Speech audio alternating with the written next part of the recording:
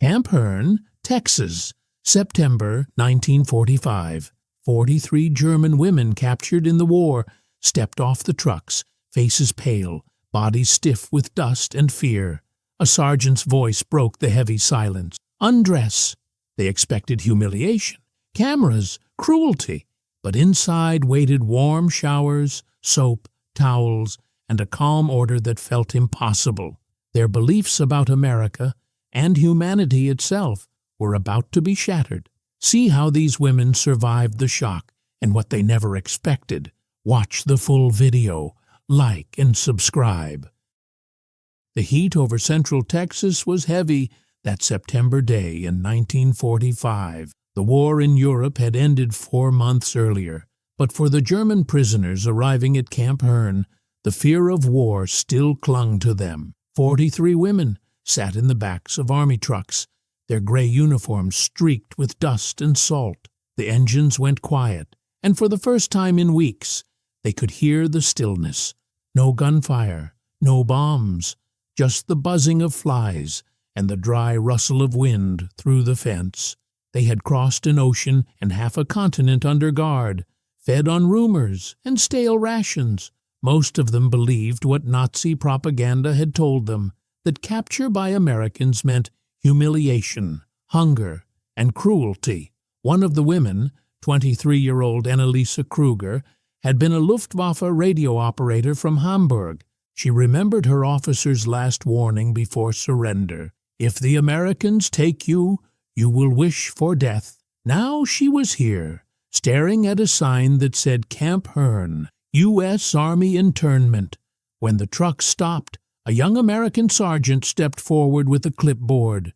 His face was sunburned, his expression unreadable. He called out the first 10 names in flat English. None of the women answered until a guard translated. Then, slowly, they climbed down from the trucks, their boots sinking into the red Texas dust. The air smelled of diesel, sweat, and soap. Beyond the gate stood long wooden barracks, a guard tower, and an American flag hanging limp in the heat. The women formed a line, silent, uncertain. Then the order came. Inside. Undress. For a few seconds, no one moved. The words struck harder than a slap. Everything they had been told seemed about to come true. They had seen the leaflets and heard the stories. Americans taking pictures of naked prisoners, mocking them, stripping them of the last piece of dignity they had. Annalisa looked at the woman beside her, a nurse named Hearne. Hearne's lips moved in a silent prayer. Another whispered, "Don't let them see you cry." The guards gave no answer. They only motioned toward a long, low building with steam rising from vents in the roof. Inside, the air was damp and smelled faintly of bleach. There were no cameras, no laughing soldiers, only 3 women in clean white uniforms, American nurses. One spoke German with an accent. "Clothes here, please." Showers through that door. Her tone was calm, almost polite. The prisoners undressed slowly, expecting the worst. The floorboards were warm beneath their feet. The showers turned on with a hiss, and to their surprise the water was hot. The soap smelled of lavender. For the first time in weeks, dirt and salt ran off their skin. When they stepped out, towels waited on a bench, rough but clean. One nurse handed Annalisa a small bar of soap wrapped in paper and said quietly, "Keep it." It was such a simple thing that she didn't understand it at first. She looked at the nurse's face, searching for mockery or pity. She found neither, just routine. No one shouted, no one threatened them. Each woman received a new uniform, gray with the letters PW for prisoner of war. The fabric was coarse but dry, the fit loose. When Annalisa looked down at herself, she saw no rank, no insignia, only a number. Outside, the sun hit them again like a wall of fire. They were led toward the mess hall.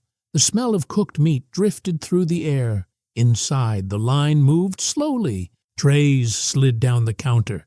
Beef stew, white bread, black coffee. It was more food than any of them had seen in months. No one shouted or forced them to eat. They sat at wooden tables, silent, trying to understand what had just happened. Across from her, Hearne stared at her plate. "Maybe this is worse," she said quietly. "Maybe they want us to feel shame through kindness." But the truth was simpler. The Americans were following rules. Clean prisoners meant fewer diseases.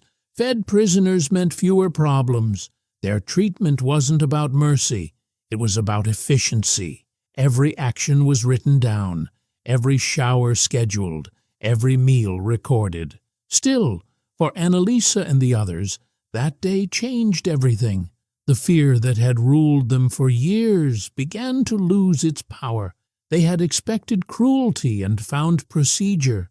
They had prepared for hate and found something colder, steadier, order. As evening fell over Camp Hearne, the desert light turned gold.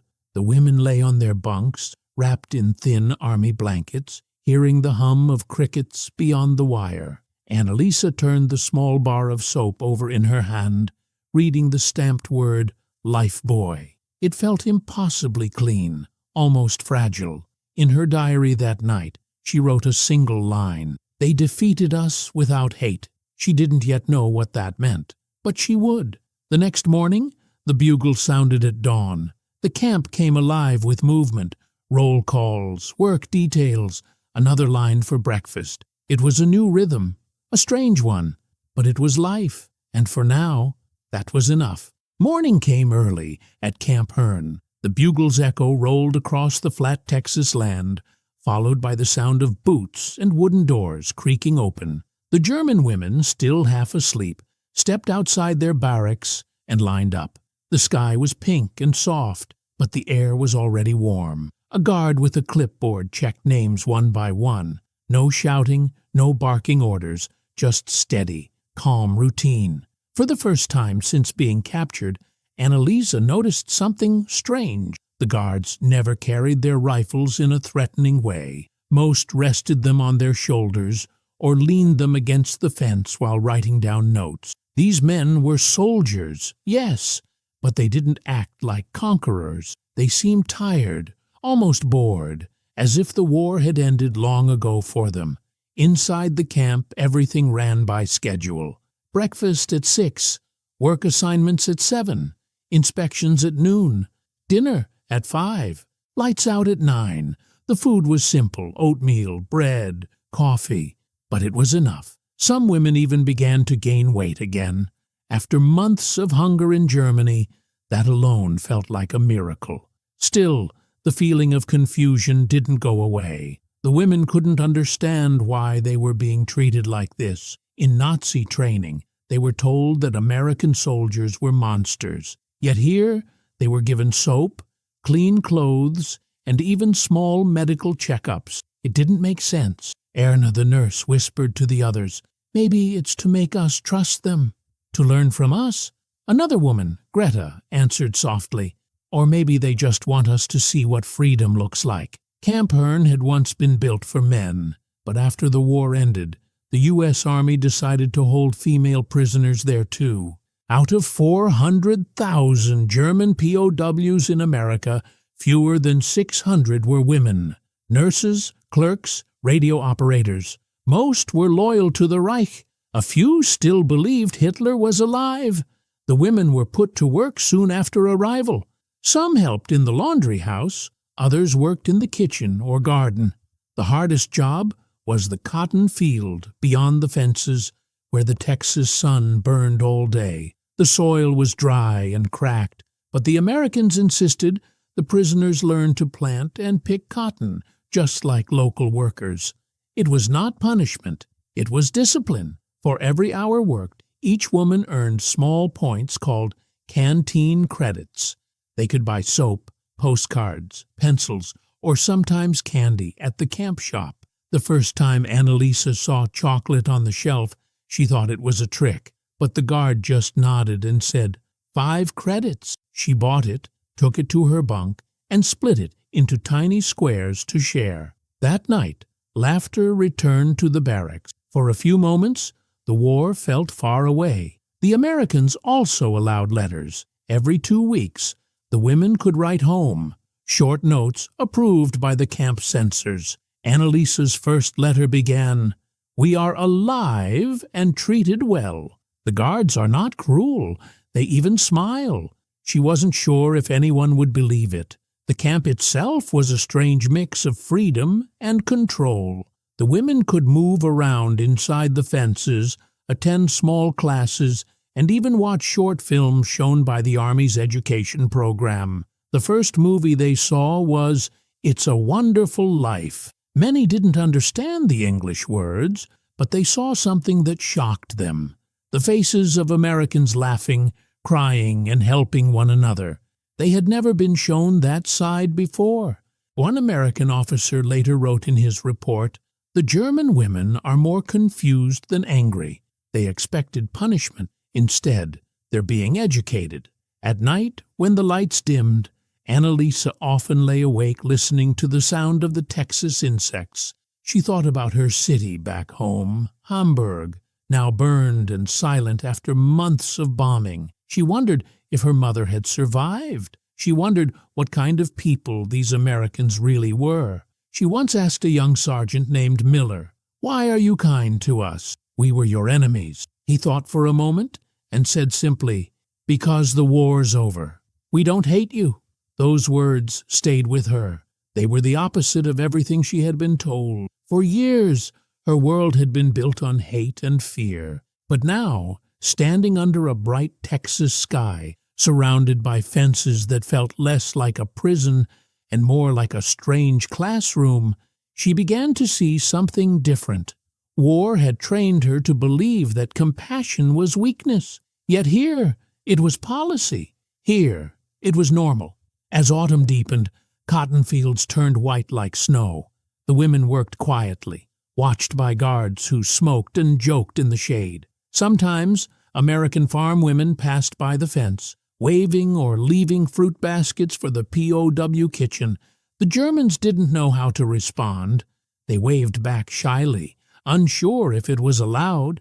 Each day something small changed inside them. A thought, a feeling, a memory. And though the barbed wire still stood, their fear began to rust away. But soon, something else would test them again. A visit that would remind them that they were still prisoners, not guests. One morning in late October, the camp bell rang earlier than usual. The guards told everyone to gather near the main yard. The sun was still low, and the Texas air was cool and dry. The German women stood in lines, wondering what was happening. Some feared punishment. Others thought it might be new orders. But no one expected visitors. A convoy of army jeeps rolled in, raising clouds of red dust. Out stepped several officers in clean uniforms, followed by a few civilians wearing badges that read Geneva Inspection Team. The women had never heard of such a thing. One of the guards explained in broken German, "They are here to make sure you are treated correctly." That idea alone was shocking. In Germany, no one came to inspect prisoners. Camps there were hidden places, cold, secret, and cruel. But here, people came to check if things were fair. The visitors walked through the camp slowly, inspecting the kitchens, the showers, the sleeping areas. They spoke softly with guards, and even smiled at the prisoners. Annalisa stood near the laundry building when one of the inspectors approached. He was a Swiss man, tall and polite, with a notebook in his hand. "Do you have enough food?" he asked in slow German. She hesitated, then nodded. "Yes, enough." He wrote something down, thanked her, and moved on. That small exchange left her stunned. A man from another country, someone who didn't even know her, had cared enough to ask if she was being fed. It felt almost unreal. After the inspection, the camp returned to its rhythm, but whispers spread quickly. The women began talking about the Geneva Convention, an agreement that said prisoners had rights. They learned that America was following it strictly. They were to be fed, housed, and protected until sent home. That afternoon, the women gathered in the shade of a barrack. Hearne, the nurse, said quietly, "Do you understand what this means? They treat us this way because they respect rules, even for their enemies." Some nodded, others stayed silent. The idea that rules could protect them, not control them, was new. Later that week, the women were taken to a nearby field for work. Local farmers needed help with harvesting cotton. The prisoners were guarded, but not harshly. They sang while working old songs from home. Sometimes American workers joined in, humming along. One farmer's wife brought them lemonade in tin cups. "It's hot today," she said. The women thanked her softly. The drink was cold and sweet, something they hadn't tasted since before the war. Moments like that confused them even more. Were these people really their enemies?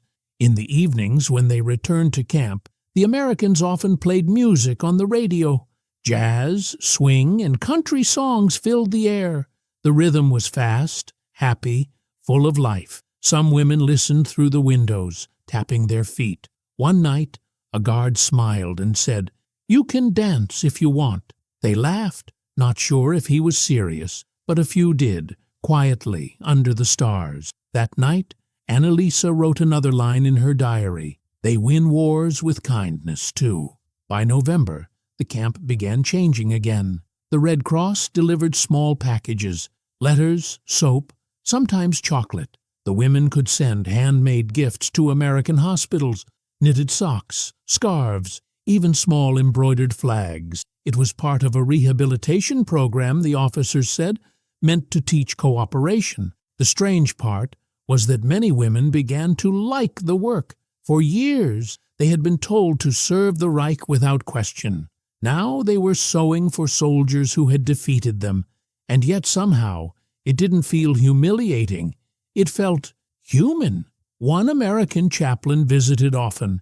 He spoke little German, but brought books and Bible verses translated into their language. Some women joined his lessons, not because they were religious, but because they wanted to hear a gentle voice again. The chaplain once said, "Freedom starts in the mind, not the fence." Annalisa remembered that line for the rest of her life. By the end of the month, rumors spread that some prisoners might be released soon. A few even hoped to stay in America. "They have food, work, peace," Greta said one evening. "Why would anyone want to go back to ruins?" But the officers reminded them, no one could choose. They would all be sent home when their papers came through. Until then, they were still prisoners of war. Even so, the mood inside Camp Hearne had changed. The fear that once filled every look and whisper was replaced by quiet respect. The Americans had not shouted, starved, or hurt them. They had followed rules and treated them as people, not trophies of war. It was a strange victory, one that didn't come from guns or orders, but from something stronger, discipline mixed with decency. Yet beyond the fence, not everyone agreed. Some locals had begun to complain that German prisoners were living too comfortably, and soon that anger would make its way to the camp gates. Winter came softly to Texas. The mornings grew colder, and thin mist hung over the camp's fences. Inside, the German women wrapped themselves in army blankets and stood near the stoves for warmth. Life at Camp Hearne had become almost peaceful until the day the newspapers arrived. Across nearby towns, headlines began to stir anger. "German prisoners treated better than our own."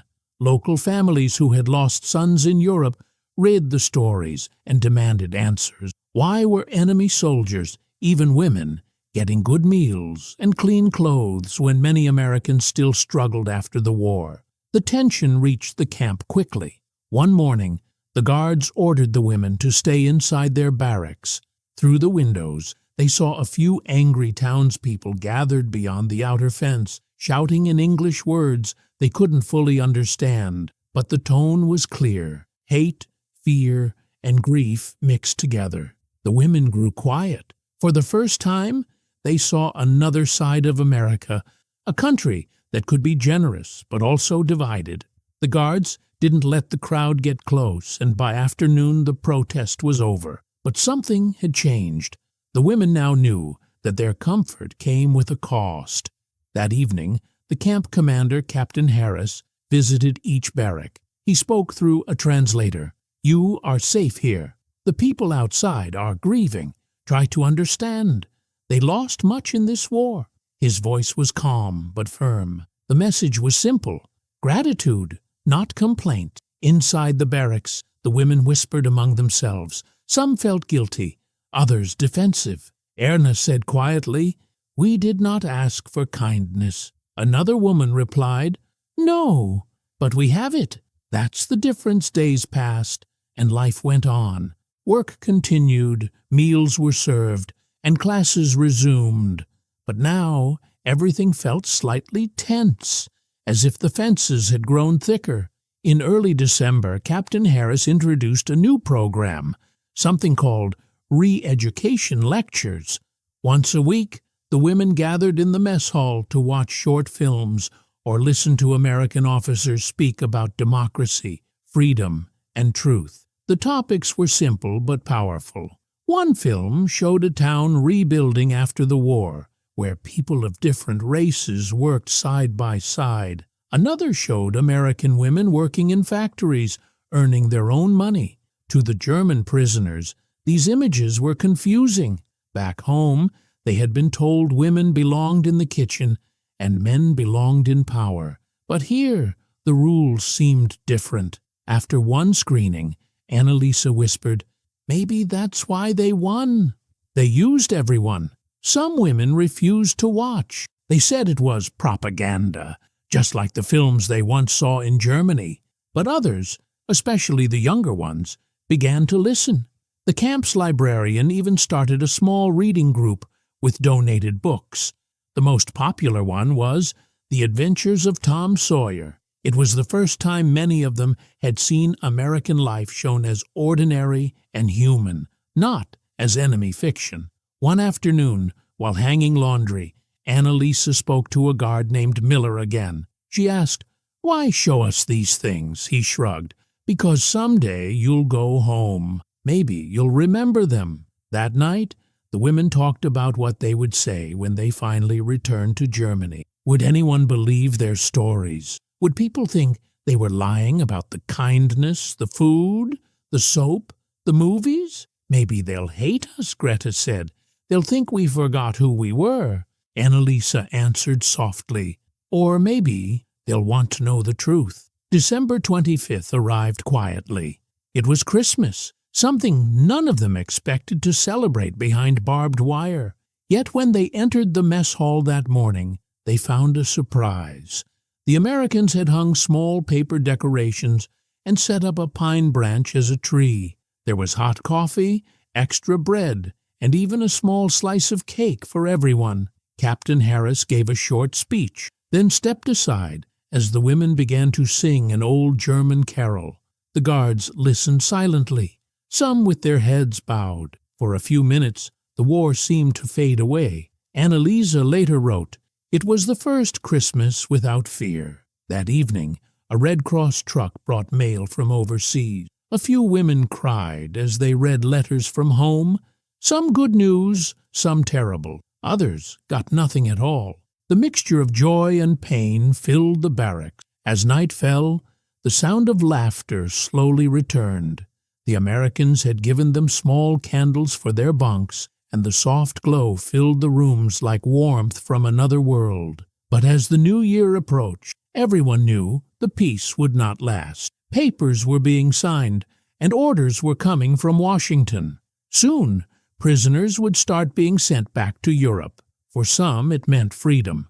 For others, it meant fear, because going home to a broken Germany would be harder than staying in a fenced camp that had begun to feel almost human. The first week of January 1946 brought news that changed everything. The women were told that prisoner transfers would begin soon. Some would be sent home to Germany. Others would be moved to different camps across the United States before final repatriation. For many, it was the moment they had long waited for. Yet, when the announcement came, silence filled the barracks. No one cheered. After months inside Camp Hearne, they had built a strange sense of safety there. They knew the routines, the faces, the smells of soap and coffee, even the sound of the morning bugle. Outside those fences, the world was unknown again. Broken cities, lost families, and hunger. Home was no longer what it used to be. The next few days passed in a blur of preparation. The guards handed out forms to record names, family details, and health reports. The women folded their few belongings, work clothes, letters, and the small gifts they had made. Many kept the same bar of American soap as a souvenir. Annalisa sat on her bunk, holding her diary. "How strange," she wrote. "I came here, afraid of what they would do to us. Now I fear leaving them." The camp was busier than ever. Trucks came and went, carrying supplies and mail. More than 400,000 German prisoners were scattered across America, and transport schedules were complex. At Camp Hearne, the women learned they would be among the last to go, since their number was small and they needed special arrangements. Meanwhile, life went on. The women continued to work, though the mood was quieter. The re-education classes were still held, but now they felt more like farewells. The Americans reminded them that they could choose what kind of people they wanted to be when they returned home. "You have seen how freedom works," said one officer. "Take that memory with you." One afternoon, Annalisa helped in the kitchen when a local reporter arrived to photograph the camp. He took pictures of the women serving food, smiling shyly behind the counter. The photos appeared later in a Texas newspaper with the headline, "From Enemies to Workers, German POW Women Near Departure." Not everyone liked it. Some townspeople said it made the prisoners look too happy. But for those inside the camp, it was just life, ordinary and steady. Winter deepened. The nights were cold enough that frost appeared on the barrack windows. The women huddled near the heaters, telling stories about home. Hearne spoke of her village on the Elbe River. Greta remembered her brother, who had never returned from the front. They talked about food, fresh bread, milk, and the smell of their mother's kitchens. Those memories felt like dreams from another lifetime. One day, the chaplain visited again. He brought a box of small crosses carved from local wood. "For protection," he said simply, handing one to each woman. Some kept them as symbols of faith, others as a reminder of kindness in an unexpected place. Outside, Camp Hearne looked the same, fences, towers, soldiers, but inside something had changed deeply. Fear had turned into understanding, and hate had turned into curiosity. The day before their departure, Captain Harris gathered everyone in the yard. He stood before the women, hat in hand, and spoke slowly. "Tomorrow, you will leave this camp. You will go home not as enemies, but as people who have seen another way to live."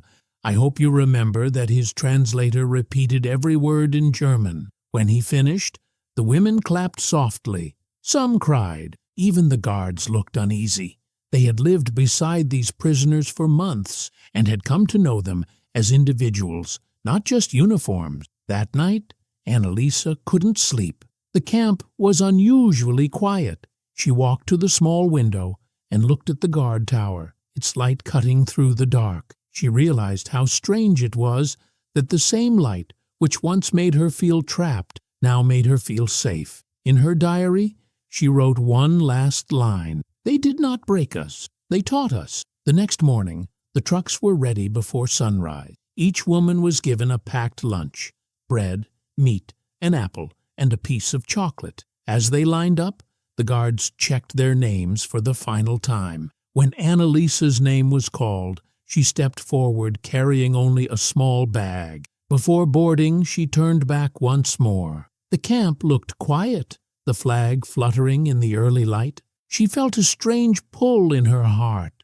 a mix of sadness and relief. As the truck started to move, she whispered to herself, "This place defeated me differently, not with pain, but with peace." None of them knew what waited in Germany, Cities lay in ruins. Food was scarce. But as they drove away, the women carried something no one could take, an experience that had changed their idea of enemies, freedom, and dignity. The fences disappeared behind them, swallowed by dust and distance. For the first time, the war felt truly over. The train that carried the German women POWs east moved slowly through the endless land. From Texas to the Atlantic coast, it took days. The women sat by the windows, their faces quiet, watching the strange country pass. Green fields, white houses, small towns, each one clean, peaceful, untouched by war. For many of them, it felt unreal. Annalisa wrote in her notebook, "It's like another world. No ruins, no hunger, no fear." She looked at the children waving from a station platform and thought how far this America was from the Germany she remembered. Bombed streets, hunger, silence, and loss. At each stop, American soldiers brought food, sandwiches, fruit, and warm drinks. The women were not chained. They could stretch their legs and walk a little near the train under guard. The kindness still confused them. It wasn't affection. It was order. After 3 days, they arrived at a port city, New York. For most of them, it was their first time seeing the ocean in daylight and peace. The harbor was crowded with ships, cranes, and workers shouting directions. American flags waved from the masts. The smell of salt, diesel, and iron filled the air. A U.S. officer walked along the line of women, clipboard in hand. "You'll board tonight," he said. "Medical checks first." The process was calm, efficient. Every woman had her papers stamped, released under Geneva Convention. The American nurses who examined them spoke softly. One woman, Greta, later remembered, "They treated us like human beings." That was harder to face than hate. That evening, the women were guided onto a ship bound for Europe. The sun set behind the city skyline, glowing gold on the water. Someone whispered, "We are really going home." But no one knew what home meant anymore. The ship moved slowly across the Atlantic. The ocean stretched endlessly, cold and gray. The cabins were small, but the food was decent. Bread, soup, coffee. The voyage lasted 2 weeks. Most women stayed below deck, writing letters they could not send, or staring into the dark waves. At night, the sea roared against the hull. Some dreamed of their families. Others feared what awaited them. Would they be welcomed back or judged for surviving as prisoners? One morning, the loudspeaker crackled. "Land ahead," the voice said. "Europe." The coastline appeared, misty and broken. When they disembarked in France, Red Cross workers met them with buses. They handed out papers for transfer to Germany. The drive through France was slow. Ruins still lined the roads, bombed bridges, burned villages, silent farms. The women saw children carrying buckets to fetch water from wells, people rebuilding houses with bare hands. Annalisa stared out the window and thought, they suffered too. Finally, at the border, a German officer checked their names. His uniform looked tired, his boots worn. He said, "Welcome back," but there was no joy in his voice. Inside Germany, the destruction was everywhere. Entire towns were gone. Fields lay empty, and the air smelled of smoke and dust. The women were given train passes to reach their home regions, but few had homes left. Annalisa reached Hamburg weeks later. The city was still a skeleton of brick and ash. She found the building where her family once lived. Only the basement walls remained. Her parents were gone. A neighbor told her they had died during the bombings of 1943. She stood there for a long time, holding the American bar of soap in her hand. That night, she stayed in a Red Cross shelter with other returnees. They shared food and stories.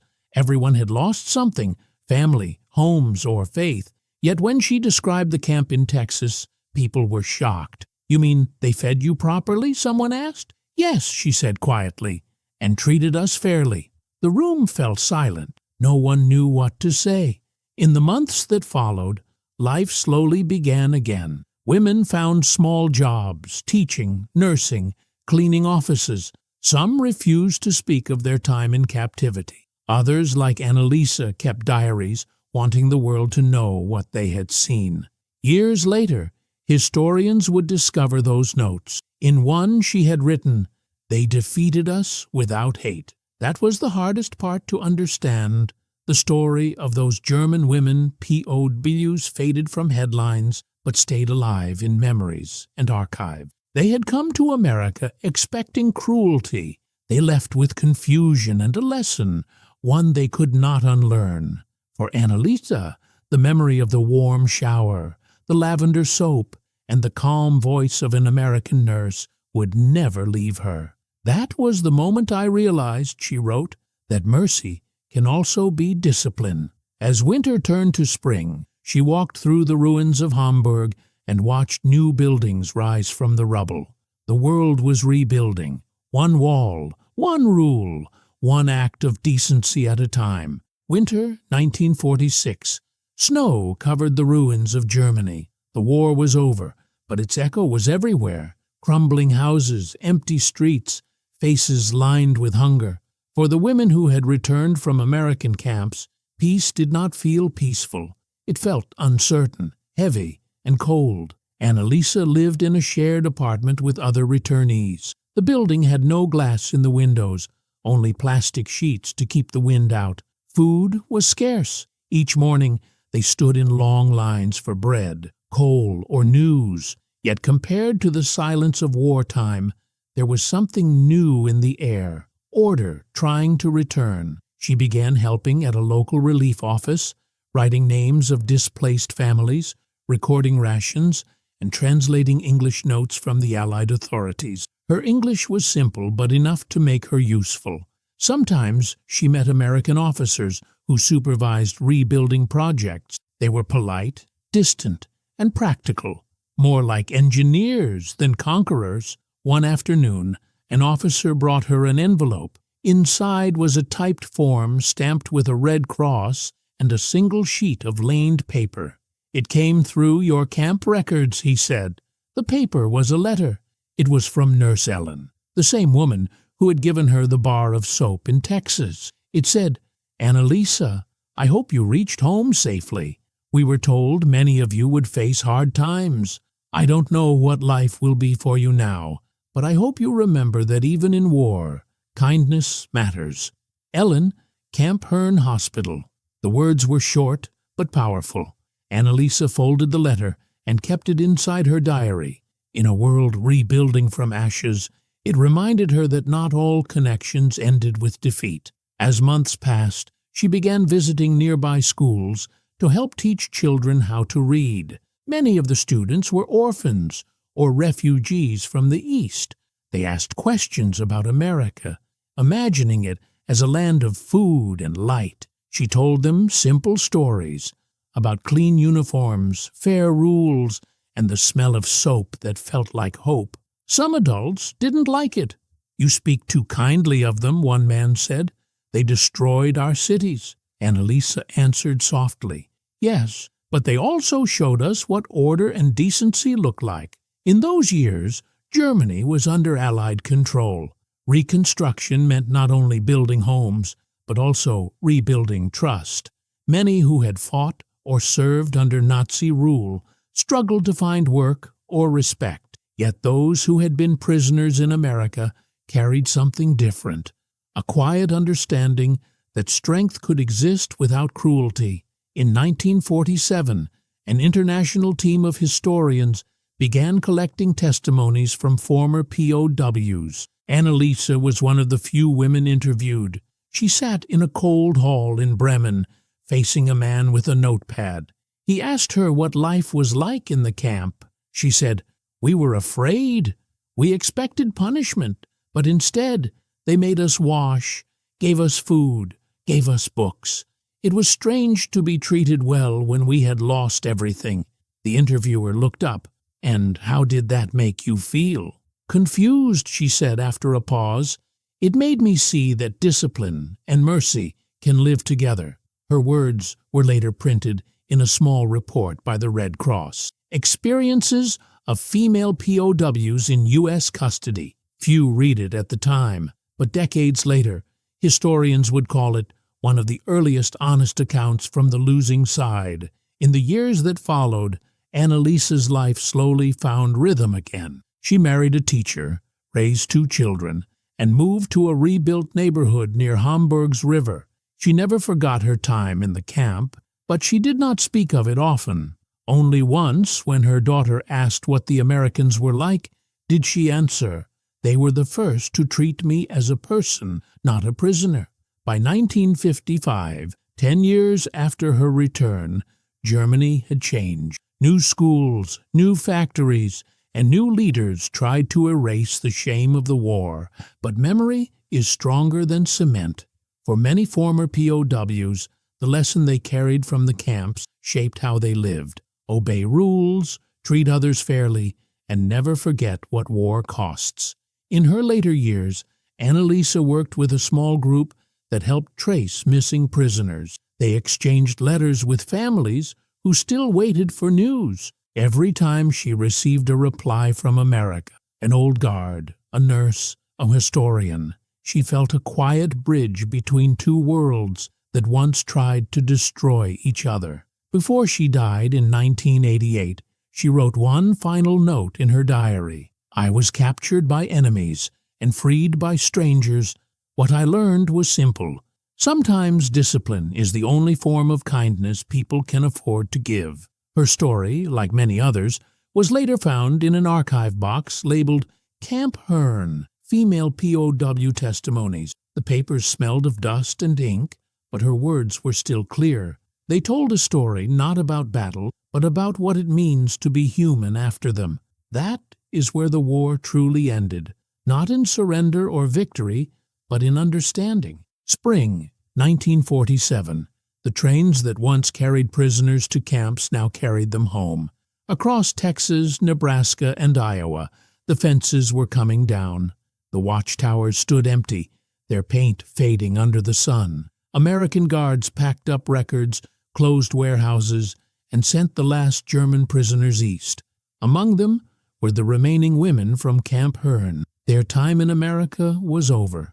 At the train station, the women stood in line with small brown suitcases, each stamped with a white number. They were thinner, quieter, but also cleaner, calmer, and more aware of the world than when they had arrived. Most had new clothes and shoes issued by the camp quartermaster. A few carried English books, sewing kits, or small drawings made by local children who had come to say goodbye. When the train whistle sounded, an American officer saluted them. "Good luck, ladies," he said simply. The women did not know how to respond. For months, they had feared and hated the men in uniform. Now, they felt something closer to respect. As the train moved out, one woman turned back and whispered, "They treated us better than our own did." The journey across the Atlantic took weeks. The ship was crowded, the sea rough, and the future uncertain. Germany was a nation in ruins, its cities bombed, its factories silent, its people broken.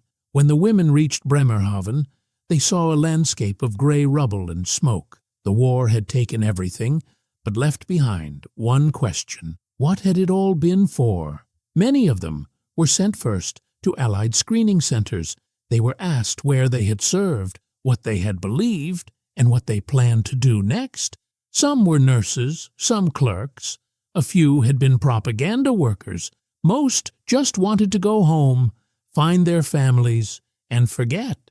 But forgetting was not easy. The memories of clean beds, hot water, and decent meals in an enemy country stayed with them. Historians later found that of the 2,500 German women POWs held in the United States, almost all were released by 1947. Records showed that more than 425,000 German prisoners had been held across 500 camps, and nearly all had returned home alive. The mortality rate was less than 1%, astonishingly low for wartime captivity. It was a quiet statistic, but one that said much about how America had chosen to fight its moral battle. In the years that followed, former prisoners began to write about their experiences. Some letters appeared in German newspapers, others in American archives. One former guard described how prisoners often volunteered to help build camp libraries, grow vegetables, or teach English classes. They were enemies, he wrote, but they were also curious people trying to understand what freedom looked like. For the women, the experience changed how they saw the world. Before capture, many had believed the Allied image of America was false, a land of chaos, greed, and arrogance. But life inside the camps showed them another truth: discipline without cruelty, order without terror. They wanted to win hearts, one woman later said, and in a way they did. By the 1950s, a few of these women had become teachers, translators, or social workers in the new West Germany. Their time in American camps had taught them about equality, fairness, and responsibility. Some even helped with youth programs organized by the U.S. occupation forces. Their knowledge of English and understanding of American behavior became a bridge between two worlds that once faced each other with guns. Historians who studied this period called it the paradox of mercy. A nation that had fought the bloodiest war in history had also managed to treat its prisoners with humanity. It was not out of pure kindness. It was strategy, principle, and belief. America wanted to prove that its strength came not from fear, but from moral order. In one interview decades later, a former prisoner named Helga said, "They defeated us with food, not force." Her words captured the essence of the experience. The Americans didn't just win the war of weapons, they won the war of ideas. As the years passed, stories of the POW camps faded into memory. Few memorials were built for them.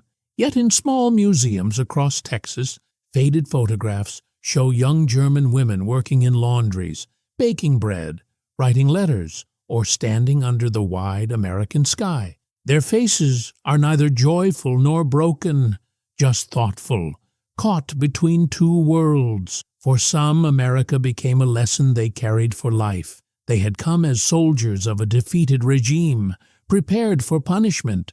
Instead, they found structure, fairness, and even kindness. When they left, they no longer feared the world outside the fence. They had arrived as prisoners. They left as witnesses.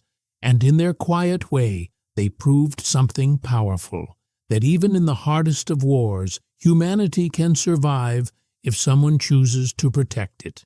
In the end, America's greatest weapon was not its bombs, but its abundance of food, of freedom, of faith in the rules that held civilization together.